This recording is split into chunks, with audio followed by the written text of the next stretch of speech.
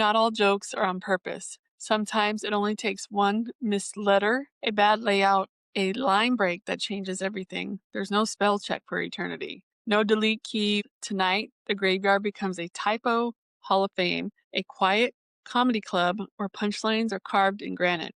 This is the Accidental Comedy Club. Once you carve into stone, there's no backspace, there's no second draft, just a lifetime or after lifetime of being stuck with whatever mistake it made through proofreading. You've seen them. Rest in pieces, departed to sun, angle instead of angel, and there's even one that reads, Here lies John, nothing could stop him. The date underneath, the day after his funeral. Sometimes families fix them, other times they shrug and say, she'd think it was funny and leave it be. And honestly, they might be right.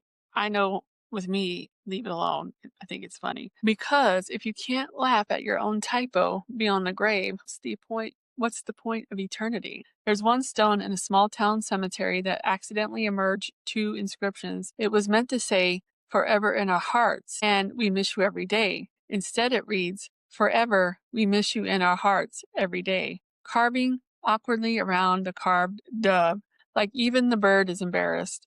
Visitors say sometimes feel a gentle, amused energy near it, a spirit that rolls its eyes and mutters, Really? That's how you remembered me? Another grave in Georgia left out a letter from the family name. Generations later, that same misspelling started showing up on mail, receipts, and even credit reports. The descendants swear it's like the ancestor is quietly rebranding them from beyond the veil. And then there's a classic one in the Midwest. She finally found peace and quiet, only the grave is right beside her husband's. Locals say you can hear the faint knocks between their stones, a ghostly, you sure about that? Echoing every few nights. Typos, misquotes, and poor spacing have turned entire cemeteries into accidental comedy sets. Some stones sound like passive-aggressive tweets. Others read like autocorrect gone rogue.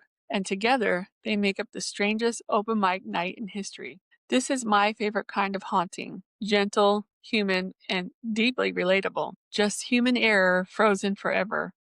These stones aren't mocking the dead. They're honoring the people who are grieving, tired, heartbroken, and just trying their best to spell check through tears. A typo on a headstone says, We were grieving, we were human. And maybe if the person beneath had any sense of humor at all, they're not offended. They're laughing with us, not at us. Honestly, I find it comforting because perfection fades, but a little mistake that usually lasts forever and usually makes the story better. If I had to pick my own epitaph typo, it'd probably be something like gone but not forgotten except by autocorrect. Or maybe just resting in peace, singular, because let's be real, I'm never going to stop editing, even in the afterlife. Sometimes the scariest thing about eternity is realizing your spelling mistake is permanent. But the funniest thing about mistakes, they make us memorable. And in the end, that's what every ghost wants. Until next time, stay curious and always, always stay haunted.